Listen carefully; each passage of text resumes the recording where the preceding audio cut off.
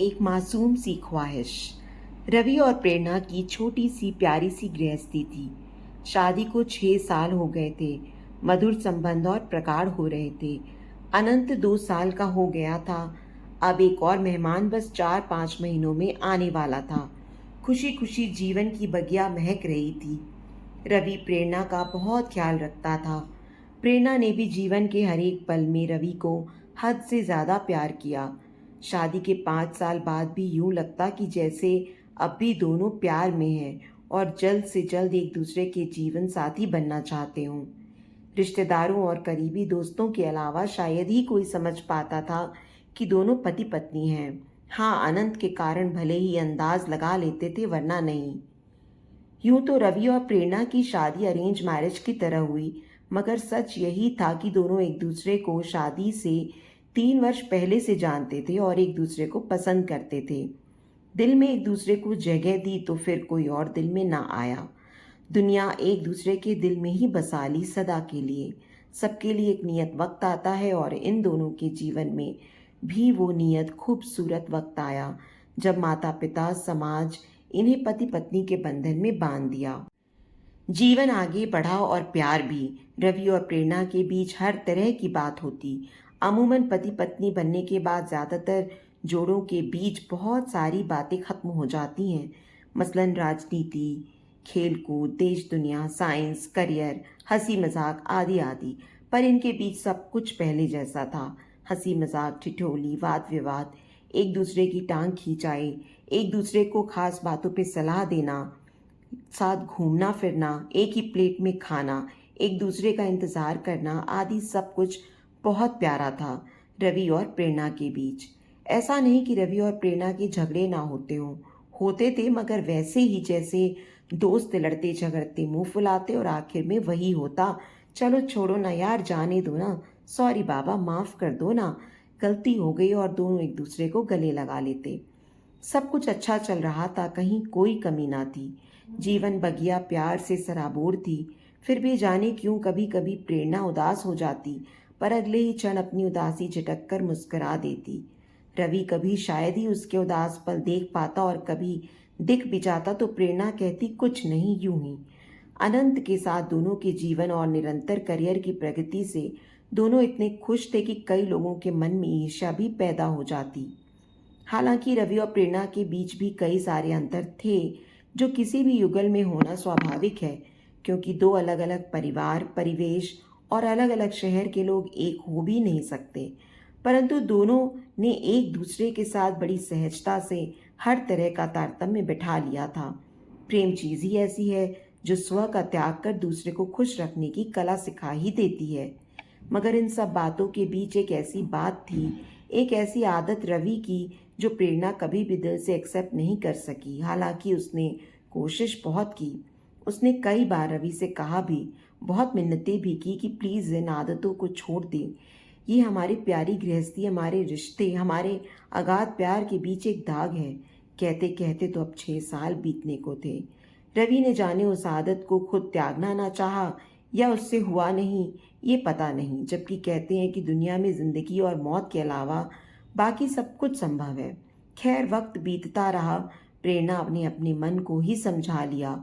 उसको याद आता कि सभी बड़े बुजुर्ग और बुद्धिजीवी लोगों का कहना है कि इस संसार में ऐसा कोई नहीं जिनको जीवन की संपूर्ण खुशियां मिल जाएं। महान पार्श्व गायिका लता जी के गीत सुन मन को बहला लेती। हर किसी को मुकम्मल जहां नहीं मिलता, कभी जमीन तो कभी आसमान नहीं मिलता। वो सोचती कोई बात नहीं, दुनिया में तो लोगों को ना जाने कितने गम हैं। मैं तो संसार की खुशकिस्मत लड़की हूँ जो रवि जैसा जीवन साथी है मेरा। यही सोच मन में उठती एक हल्की सी कसक को खुद अपने ही विचारों से रगड़ कर मिटा देती। मधुर पल और मधुर हो गए थे। नन्हे मेहमान के आगमन में बस 2 महीने की देरी थी। रवि जल्दी घर आता, प्रेरणा को बहुत बहुत प्यार देता। अनंत भी खुश था क्योंकि उसको बताया गया कि मम्मी तुम्हारे लिए जल्दी एक बहुत सुंदर गुड्डा या गुड़िया लेने जाएंगी जो तुम्हारे साथ खेलेगा भी, दौड़ेगा भी और बातें भी करेगा। अनंत को गोद में लिए रवि प्रेरणा के साथ बैठ घंटों दुनिया जहान की बातें करता। प्रेरणा हर वक्त खुश थी, पर कभी कभी अनायास पूछ बैठती, रवि, तुम सच में अपनी आदत नहीं छोड़ सकते? रवि उसके हाथ थाम फिर वही बात दोहरा देता जो पिछले 6 साल से कह रहा था। बस 2-4 दिन दे दो मुझे। सच कहता हूँ, इस बार पक्का तुम्हें शिकायत का मौका नहीं दूंगा। प्रेरणा कसक भरी मुस्कान के साथ सर हिला देती। ओके प्लीज, इस बार जरूर। रवि प्यार से प्रेरणा के माथे को चूम लेता, कभी गालों पर थपकी देकर कहता, इस बार पक्का, प्रॉमिस। बात फिर खत्म हो जाती। एक शाम अचानक प्रेरणा का दिल बहुत किया कि आज आइसक्रीम खाने चलते हैं। वैसे भी 2-3 महीने से कहीं बाहर नहीं निकली थी। रवि ने कहा, मैं घर पर ही ले आता हूँ। प्रेरणा नहीं मानी। तीनों तैयार होकर आइसक्रीम पार्लर चले गए। आइसक्रीम खाते हुए बहुत खुश थे तीनों। होनी कुछ और लिखी गई थी जिसका समय नजदीक था। तीनों घर वापस आए। अनंत तो खेल कूद कर निढाल होकर आते ही सो गया। प्रेरणा के दिल में आज फिर एक सोई हुई ख्वाहिश जागी। उसने रवि का हाथ पकड़कर अपनी ओर प्यार से खींचते हुए कहा, रवि सुनो ना एक बात, इधर आओ तो जरा। पर रवि ने पुरानी आदत के अनुसार हाथ छुड़ाते हुए कहा, रुको प्रेरणा, बस 5 मिनट। मैं अभी आया, बस अभी तुम्हारे ही पास आकर बैठता हूँ। कहकर रवि बालकनी में चला गया और सिगरेट पीने लगा। अचानक ही प्रेरणा की तेज चीख सुनकर रवि दौड़ा। प्रेरणा वॉशरूम में लहूलुहान पड़ी थी। अब बस उसकी आंखें कुछ रह थीं, पर उसके मुंह से कोई आवाज नहीं निकल रही थी। रवि के प्राण ही सूख चले। उसने घड़ी भर बिना देर की एम्बुलेंस बुलाया और प्रेरणा को कुछ ही पल में हॉस्पिटल पहुंचाया गया। तत्काल इलाज शुरू हुआ। रवि तब तक अपने माता पिता और प्रेरणा के घर वालों को भी खबर कर चुका था। सभी आ गए। सभी प्रेरणा के लिए चिंतित और दुखी थे। उधर अनंत घर में अकेला था। सिर्फ नौकरों के भरोसे छोटा बच्चा नहीं रह सकता, इसलिए रवि की माँ को घर जाना पड़ा। इधर डॉक्टर्स प्रेरणा की कंडीशन को अब भी खतरे में बता रहे थे। बच्चा पेट में खत्म हो गया था। डॉक्टर ने ऑपरेशन कर दिया था और अब प्रेरणा को बचाने की कोशिश में जुटे थे। थोड़ी देर में अनंत को लेकर माँ पुनः हॉस्पिटल आई। माँ ने रवि के हाथ में एक पेपर देते हुए कहा, ये तकिए के नीचे रखा था शायद। अनंत के हाथ में खेलते हुए आ गया। कोई जरूरी चीज हो शायद, ये सोच मैं लेते आई। माँ पढ़ना नहीं जानती थी, सो रवि पढ़ने लगा। उसने पहचान लिया ये प्रेरणा की लिखावट थी और जगह जगह स्याही ऐसे बिखरे हुए थे कि लग रहा था उसने रोते रोते ही ये सब लिखा है। अरे ये तो अभी शाम को लिखा है उसने। क्योंकि प्रेरणा की आदत सभी जानते हैं, वो कुछ भी लिखती है तो उस पर अपने साइन करके नीचे तारीख और समय भी लिखती है। मतलब कि जब रवि थोड़ी देर के लिए सिगरेट पीने बालकनी में गया था, तभी प्रेरणा ने ये लिखा था। रवि पढ़ने लगा। पता है रवि, जब प्यार में हम दोनों सराबोर हुए थे पहली बार, जब हम पहली बार अपने अपने दिल की बात एक दूसरे से कहने को मिले थे, जो शायद हमारे प्यार की पहली ही शाम थी, उस दिन हमने समंदर किनारे बने उस कॉफ़ी होम में समंदर की लहरों को साक्षी करके एक दूसरे से पूछा था कि हम एक दूसरे को ऐसा क्या दे सकते हैं जो सच में बहुत नायाब हो। मैंने कहा, पहले आप कहो रवि। याद है रवि, आपने क्या कहा था? आपको तो शायद याद ही नहीं, लेकिन मैं एक पल भी नहीं भूली। आप ही ने कहा था रवि कि मैं तुम्हारी सांसों से अपनी सांसों को जोड़ना चाहता हूँ। बोलो, दोगी मुझे यह तोहफा? मैंने आपकी आंखों में प्यार की सच्चाई देखी थी। उस एक पल में मैंने आपके साथ अपना पूरा जीवन देख लिया था। ऐसे तोहफे आप मांगेंगे ये कल्पना तो नहीं की थी, लेकिन आपकी इस ख्वाहिश ने ही मुझे भी ये ख्वाहिश दे दी कि मैं आपकी ये इच्छा ज़रूर पूरी कर दूं। दिल में तो आया था कि अभी ही पूरी कर दूं, पर मैं शादी के बाद आपकी इच्छा ज़रूर पूरी करूंगी, मैंने सोच लिया था। लेकिन साथ ही ये भी था कि मुझे आपकी सिगरेट बर्दाश्त ना थी। मैंने अपने घर परिवार में कभी ये सब देखा सहा नहीं था। मुझे इसके धुएं से, इसकी अजीब सी स्मेल से हद से ज़्यादा नफरत थी। मेरा दम घुटने को हो आता है इससे। लेकिन फिर भी मैंने नज़रें नीचे करके कहा कि सही वक्त आने पर आपको ये तोहफा ज़रूर दूंगी। आपकी आंखें खुशी से चमक उठी थी। मुझे बहुत अच्छा लगा था रवि। फिर आपने मुझसे पूछा कि तुम्हें मुझसे क्या चाहिए। याद है रवि, मैंने एक ही चीज़ मांगी थी। रवि, आप ये सिगरेट पीना छोड़ दो, इसके अलावा मुझे सारी ज़िंदगी कुछ और नहीं चाहिए। आपने कहा बस 1 सप्ताह बाद तुम मुझे सिगरेट पीते नहीं देखोगी। मैं कितनी खुश हुई थी, आप इसका अंदाज़ा नहीं लगा सकते। लेकिन आपने पलटकर ये नहीं पूछा कि मुझे यही तोहफा नायाब क्यों लगा। मैंने बताया भी नहीं। जानते हो रवि क्यों? यही मांगा था मैंने, ताकि मैं आपकी ख्वाहिश पूरी कर सकूं। हाँ रवि, आपकी सांसों से अपनी सांसों को जोड़ने की ख्वाहिश मेरे मन में भी जग चुकी थी, पर आपकी सिगरेट ने मुझे यह कभी करने ना दिया। मुझे आपसे बहुत प्यार मिला है रवि, बहुत सम्मान मिला है।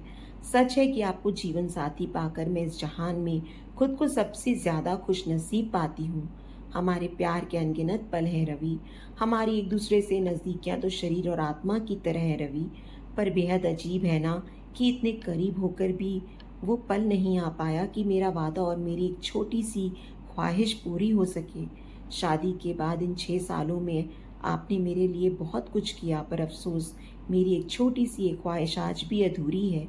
कितनी बार मैंने चाहा, मगर हर बार जब भी आपकी सांसों के हम कदम बनना चाहा, हर बार वही सिगरेट की अजीब सी गंध ने मुझे मुंह फेर लेने पर मजबूर किया। लेकिन आपने कभी समझने की कोशिश नहीं की। क्या कोई यकीन कर सकता है रवि कि पति पत्नी होकर, एक बच्चे के माता पिता होकर भी हम एक दूसरे के होठों के स्पर्श को नहीं जानते? लोग हंसेंगे कि ये क्या बकवास है। भला ये 6 साल के दाम्पत्य जीवन में ऐसा पल ना आया हो? मैं ऐसा कहूँ कि ये हमारे अटूट बंधन, गहरे प्रेम के बीच ये एक दाग की तरह है। मगर सच है, आप नहीं समझोगे रवि, लेकिन मैं अब समझ गई हूँ। आप मुझे भी शायद छोड़ सकते हो, लेकिन सिगरेट को नहीं, कभी नहीं। मैं फिर आज इसलिए लिख रही हूँ रवि, क्योंकि आज हद से ज़्यादा दिल मचल गया था और लगा था कि आपने आज तो बहुत देर से सिगरेट नहीं पी है। शायद आज एक बार ही सही मेरी ख्वाहिश पूरी हो जाएगी। लेकिन आज भी आप हाथ छुड़ाकर सिगरेट उठाकर चल दिए। मैं रोना चाहती हूँ, चीख चीख कर, पर नहीं रो सकती। शायद हमारे अगाध प्रेम में ये शोभनीय नहीं होगा।